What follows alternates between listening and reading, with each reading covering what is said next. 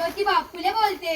पूर्वीच्या काही स्त्रियांना चूल आणि मूल हेच काम होतं. आताच्या काळाला कोणी डॉक्टर, कोणी मुख्याध्यापिका, कोणी शिक्षिका, ह्या सर्व माझ्यामुळे झालेत. होय, मी सावित्री ज्योतिबा फुले बोलते. ज्योतिबा फुले बोलते.